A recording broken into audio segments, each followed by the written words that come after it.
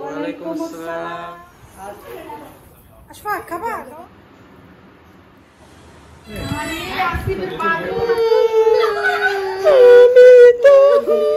দেখ দেখ টাটা চলো আম্মা যাও টাটা। আসসালামু আলাইকুম, কেমন আছেন সবাই? Good morning. সকালবেলা ঘুম থেকে উঠলাম, একটু জলদি জলদি উঠেছি। আফিফকে নাস্তা দেবো, 8:45 বাজে। তো আফিফ যাবে হচ্ছে স্কুলে। আর এদিকে আমি আর ঘুমাবো না আজকে, কারণ আমাদের বাসায় আজকে আম্মা আব্বাকে বলেছি, তানসিদেরকে বলেছি, ওরা সবাই আসবে। গতকালকে ফোন দিয়ে বলে দিয়েছিলাম রাতে, কারণ হচ্ছে তো আমি আগেই বললাম যে তানসি চলে যাবে ঢাকাতে, আর মালিহাও বেশ কিছুদিনের জন্য ওদের বাবার বাড়ি চলে যাবে ভোলাতে। তো এই আফিফকে নাস্তা দিলাম, আফিফ খেয়েছে। এখন আফিফ এই যে স্কুলে যাচ্ছে, এখন আমি চা খাবো। তো আজকে সকালটা খুবই সুন্দর, ওয়েদারটাও খুব ভালো। এতদিন খুব বৃষ্টি টিষ্টি গেল, এখন একদম খুব সুন্দর একটা ওয়েদার, সুন্দর রোদের ওয়েদার। তো সকালের রোদটা খুবই ভালো, ভিটামিন ডি। তাও আমি আজকাল ভিটামিন ডিও নেই না, গায়ের রঙ একদম নষ্ট হয়ে যায়। আমার গায়ের রঙ একদম নষ্ট হয়েছে, আমার সেই আগের সেই রঙটা এখন আর নেই। আর ভিডিওতে তো আরও পচা দেখায়। যাই হোক, এই জন্য আমি আর এখন যেটা করি, আমি ঘুম থেকে উঠেই সানস্ক্রিন ইউজ করি। মুখ হাত ওয়াশ করে আমি সানস্ক্রিন দিয়ে ফেলি, কারণ দেখা যায় ঘরের যেই আলোতেও কিন্তু ট্যান পড়ে, মানে হয়, সানট্যান হয়, হ্যাঁ, মানে সানবার্ন হয়।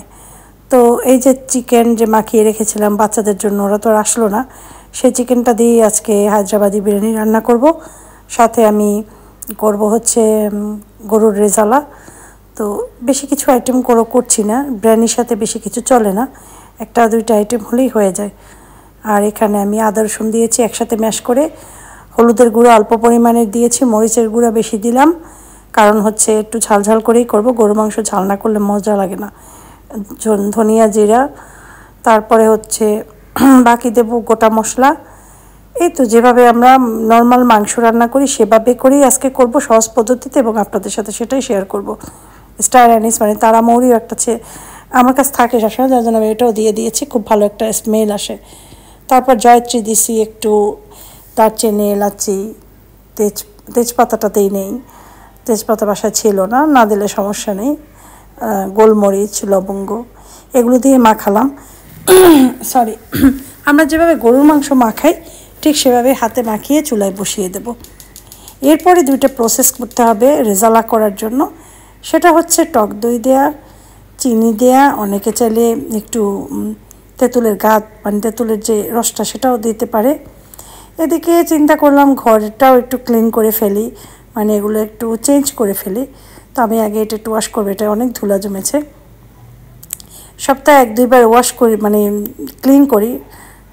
তো প্রতিদিন ক্লিন করলে বেশি ভালো হয়, কিন্তু প্রতিদিন সম্ভব হয় না। আজকে আমি এই টেবিলের রান্নাগুলো তুলে ফেলবো। অনেক দিন ইউজ করার কারণে এখন আর কেন দিন দেখতে ভালো লাগছে না, মন চাচ্ছিল যে একটু চেঞ্জ নিয়ে আসি।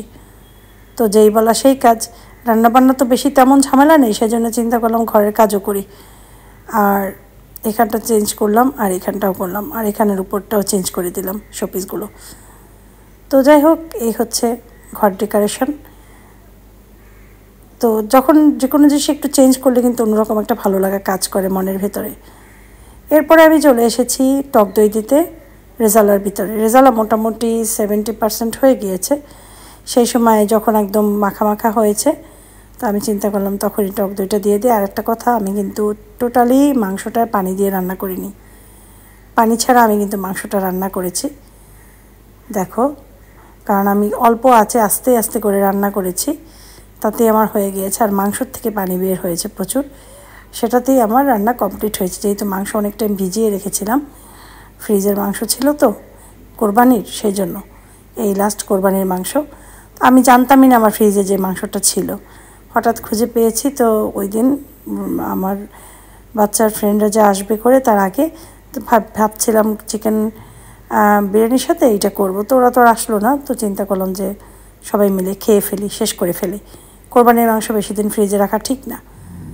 চিনি দিলাম কিন্তু লাস্টের দিকে আমি, টক দই আর চিনি। তো আমি মুখে দিয়ে দেখলাম টকটা পারফেক্ট, এই জন্য আর তেঁতুল ইউজ করলাম না। অতিরিক্ত টক হলে খেতে ভালো লাগবে না। এখন আমি পোলাওয়ের চাল ওয়াশ করব। আমি এখানে 2.5 প্যাকেট চাল নিয়েছি, যেহেতু মানুষ আমাদের অনেক। আমি আসলে বুঝতে পারছিলাম না যে কতটুকু লাগবে, বলি যে বেশি করেই রান্না করে রাখি। চিকেনে হয়তো হবে না, কিন্তু চাল থেকে যাবে রাইসটা। এই রাইসটা ডিম ভাজা দিয়ে খেতেও ভালো লাগে, বিরিয়ানির রাইস। যেহেতু রাত্রে তো আমার পক্ষে সম্ভব হবে না কাজ করা, সেই জন্য চিন্তা করছি যে রাতে যদি রাইস থাকে বাচ্চারা অন্তত খেতে পারবে।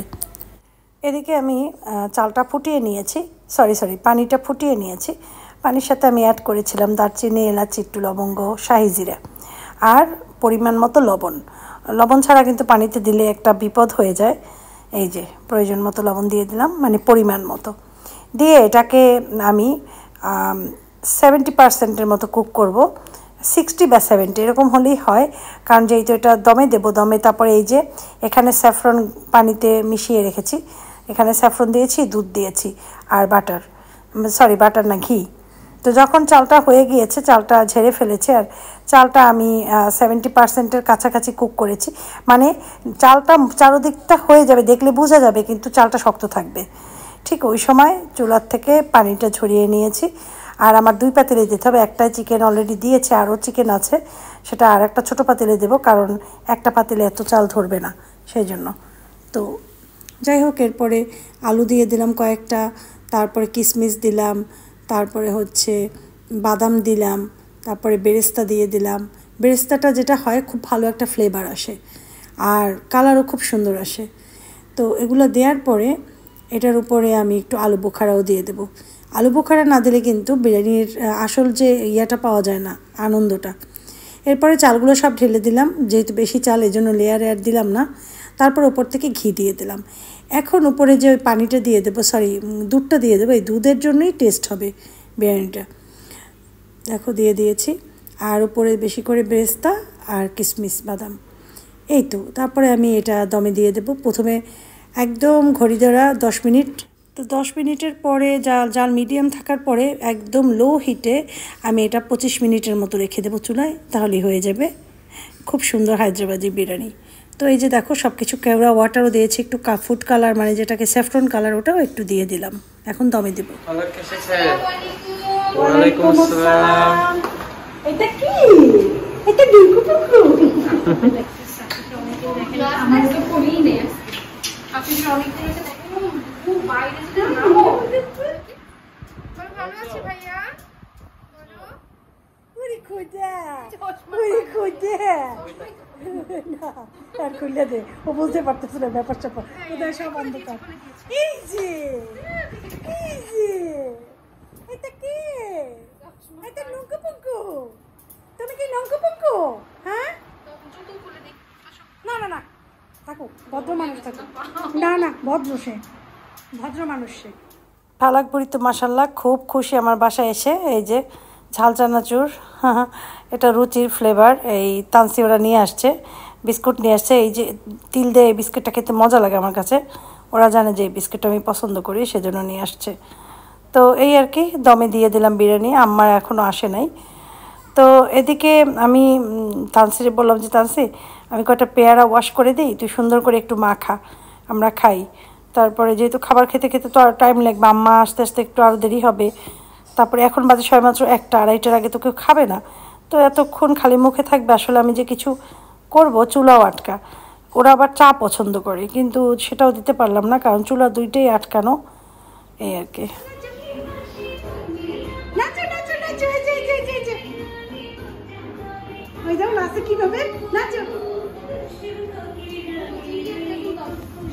পেয়ারা মাখাইছে তালসি, কিন্তু আমি ভিডিও করতে পারি না। তেঁতুল দিছে, তেঁতুল, চাট মশলা, মরিচের গুঁড়া না, আর চিনি।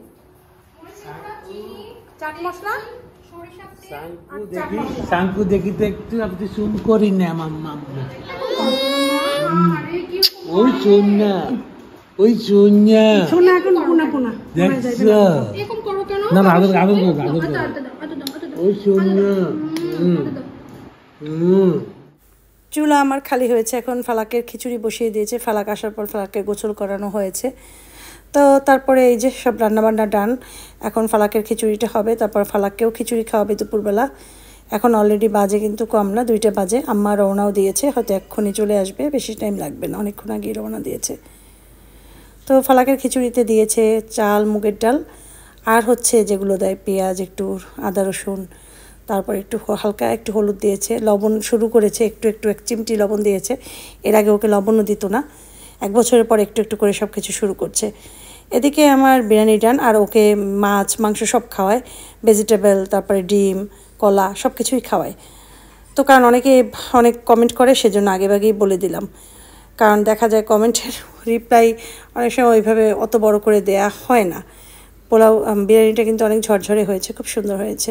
তো আমার বড় ভাবি এবং মাহিদ ওরা আসবে না, ওদেরকে আমি কল দিয়ে ইনভাইট করেছিলাম, তারা বিজি থাকবে সারাদিন, সেই জন্য আসবে না, যেহেতু মাহিদের টিউশন আছে, তারপরে আছে। তো আম্মা আসছে পর জিজ্ঞাসা করেছে যে মাহিদকে অন্তত নিয়ে আসতা, আম্মা বলে মাহিদের টিউশন আছে, আসবে না। তো আমার তরফ থেকে আমি সবসময় 100% দেওয়ার চেষ্টা করি, এটা সবসময় আমি করি। এই কথাগুলো না বললেও আমার চলতে বলেছে, এই কারণে আমার কিছু ভিউয়ার্স আছেন যাদের এই ধরনের কমেন্ট জানার জন্য তারা অধীর আগ্রহে অপেক্ষা করেন, বা তারা একটা হুটহাট কিছু একটা কমেন্ট লিখেই ফেলেন কিছু না বুঝে না জেনে, সেজন্য আমি কথাগুলো বললাম। তো আমাদের ফ্যামিলি মোটামুটি সবাই খেতে বসেছে, বিশেষ করে আব্বা, সাগর, তারপরে তামান্না, তারপরে আশফাক, আফিফ, তারপরে হচ্ছে আফিফ আশফাক ওরা আগেই খেয়েছে, আসিফ খাচ্ছে, আশফাক আর আফিফ খেয়ে ফেলেছে। তো মামা তারা, তো এরপরে আবার আমরা খেতে বসবো।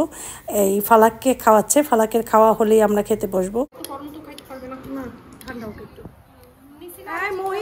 মোহিত কি করে খেলাধুলা, সবাই খাওয়া মোটামুটি শেষ, এখন আমরা খেতে বসবো। আপু এক গ্লাস পানি দিছি, ওইটুকু খাইছ আর বাকিটা খাবা না? দেখো খুবই মজা হইছে, এত মজা হইছে যা বলার মতো। Excellent, Ammo. As always, huh? এটা মনে ইয়ে বিরিয়ানি না? কি বলে? তন্দুরি বিরিয়ানি। হায়দ্রাবাদি বিরিয়ানি। क्या बात है? क्या बात है? बिरयानी बिरयानी बढ़िया।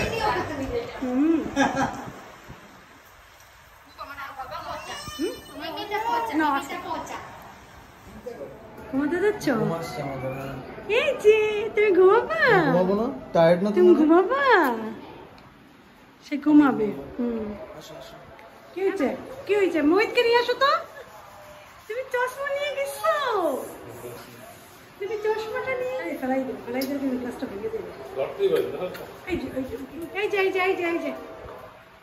যে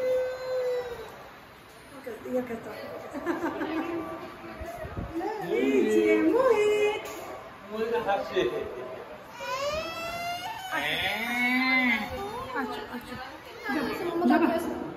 যাবা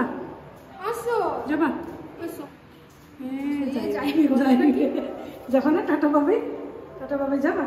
হ্যাঁ বাই বাই। তাহলে একটু নাম বলো শোনা। দেখতে মোহিত এখানে তাকাও। এই যে হ্যালো। হ্যাঁ কি বলবো? ভিউয়ারদের জানানো যাবে না বন্ধ কথা, গোপনীয় কথা।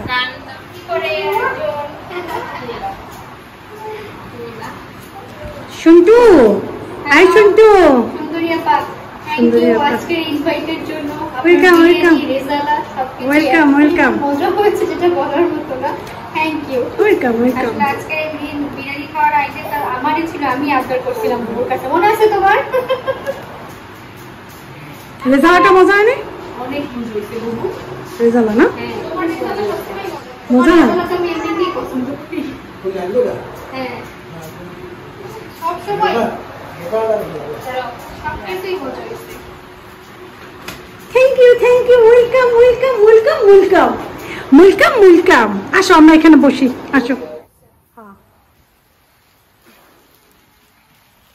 সোনা বাংলা, আমি তোমায় ভালোবাসি।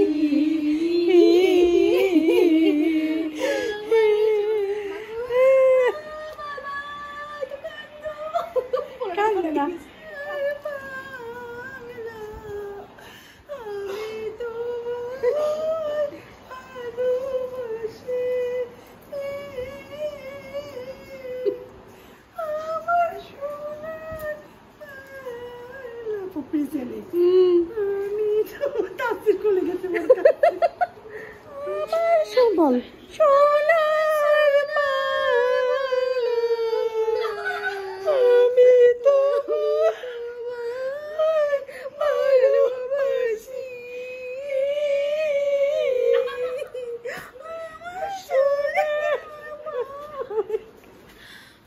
নার বলতে যা করলো আমরা দুষ্টামি করতেছি আবার এরকম করে দেখ ঘুরেই করে দেখ নাচার তালে থাকলে কোনো কিছু টানবে না। এই ভিডিওটা কাজে লাগবে। তো এরপরে বিকেলবেলা আমরা তো রেস্ট নিতেও পারছি না, সবাই বসে বসে গল্প টল্প করছে। আমি ভিডিও ছাড়তেও পারিনি একটা, কারণ হচ্ছে যেহেতু বাসা ভর্তি মানুষ, সাউন্ড দেওয়াটা অনেক ডিফিকাল্ট। তো আম্মাও ঘুমাচ্ছে আর সবাই গল্প টল্প করছে। যাই হোক, এরপরে মাগরিবের পরে নামাজ পড়ে আমি জানি আমার আম্মা চা খাওয়ার জন্য অতি ব্যস্ত হয়ে যাবে, সেই জন্য মাগরিবের নামাজ সবার আগেই আমি পড়েছি। পড়ে এসে জলদি জলদি আমি তেলের ভিতরে সিঙ্গারা কালকে যে বানিয়েছিলাম সেই সিঙ্গারা দিয়েছি, এবং আমার ফ্রেন্ড গাওয়া নিয়ে এসেছিল, এটা আমি ভিডিও করতে পারিনি তখন। এই গাওয়াটা দিয়ে আজকে একটু বানাবো। গাওয়া রিয়াদে বসে গাওয়া খেতাম অনেক, তো বাংলাদেশে আসার পর একবার দুইবার খেয়েছিলাম। তো এখন চিন্তা করলাম এটা দিয়ে একটু তৈরি করি আর চাও তৈরি করি। তো গাওয়া তো সবাই আসলে পছন্দ করে না এই খাবারটা, যারা সৌদি আরবে অনেকদিন ছিল বা নানান ধরনের চা যারা ট্রাই করে তাদের কাছে ভালো লাগবে, কিন্তু আমাদের যারা একদম দুধ চা চুলায় বসিয়ে একদম করে খায় সেই ধরনের মানুষের কাছে এই জিনিসটা ভালো লাগবে না। আমি জানি আমাদের ঘরে যারা এসেছে মেহমান তারা কেউই এটা পছন্দ করবে না, কিন্তু আমি আসেবের আব্বু আমার ছেলেরা খুব পছন্দ করি। আর যেহেতু আজকে কেন জানি মন চাচ্ছিল আমি এটা খাবো। গাওয়াটা কিন্তু একটু ঢেকে অনেক টাইম নিয়ে জাল দিতে হয় চুলায়, অনেক টাইম, তখন কিন্তু ভেতর থেকে ওটার যে একটা ফ্লেভার সেটা বের হয়, সময় লাগে। তো গাওয়া আমি নিজেও তৈরি করি, নিজে বানাতেও পারি। একটু বিনস লাগে, কফি বিনস, সেটা যদি আমি পেতাম তাহলে আমি একদিন বানিয়ে দেখাতাম ইনশাল্লাহ। যদি কখনো কফি বিনস আমি করতে পারি, জোগাড় করতে পারি, তাহলে ইনশাল্লাহ দেখাবো। তো যারা চা খাবে, চা পার্টি, তাদের জন্য তো চা দিয়ে দিয়েছি, আর আমরা তো গাওয়া খাবো। আর এদিকে সিঙ্গারাও তৈরি হয়েছে, একদম পারফেক্ট সাইজ। কোনটা আমি বলি, যেটা আমরা ছোটো সময় যে সিঙ্গারাটা খেতাম ঠিক আমি ওই সাইজ করেই বানিয়েছি। আমার মাকে বললাম যে মা একটু গাওয়া খাও, আম্মা বলে আমি জীবনেও যা খাইনি তা খাবো না। আমি বলি তুমি সৌদি আরবের মেয়ে আর তুমি যদি গাওয়া না খাও তাহলে প্রেস্টিজ থাকে? আমার মা বললো আমি তো জীবনেও খাইনি। তা আমি বলছি তুমি তো সৌদি, বলে এখন আমি বাংলাদেশি। তা আসলে আমার নানি সৌদি, নানির জন্ম হয়েছে সৌদি আরব, নানি সৌদির মেয়ে, কিন্তু এটা অনেকে জানে না। আবার আমার যারা পুরানা ভিউয়ার্স তারা জানে, আমি অনেক ভিডিও বানিয়েছিলাম এগুলো নিয়ে, এই জন্যই আমার আম্মার চেহারা সৌদিদের মতো। তো যাই হোক, এই আর কি, আমরা মজা করে গাওয়া খাবো। আর তাদেরকে সাধলাম, তারা কেউ খেলো না। সিঙ্গারা নাকি খুব মজা হয়েছে, আম্মা বলে তোমার সিঙ্গারাটা অনেক মজা হয়েছে আর পারফেক্ট সাইজ। তো এদিকে ফালাককে খেজুর খাওয়ানো হচ্ছে একটু একটু, কারণ বিকেলে ওদেরও নাস্তার টাইম। মায়েরা যত দূরেই যেখানেই যাক না কেন টাইম মতো তারা ঠিকই তাদের বাচ্চাদেরকে টেক কেয়ার করে, আর এই জন্যই তারা মা।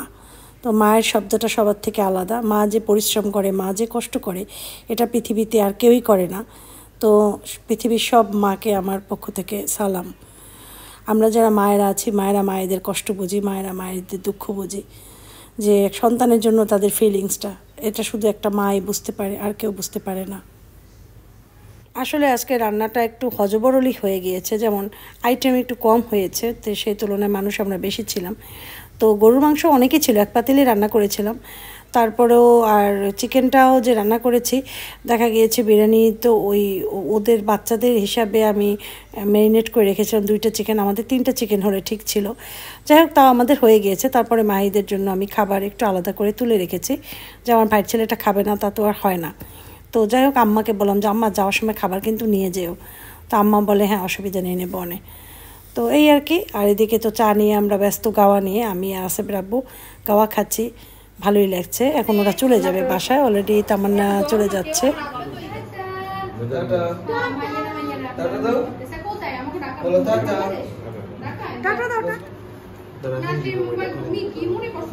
মোবাইল বোঝে না।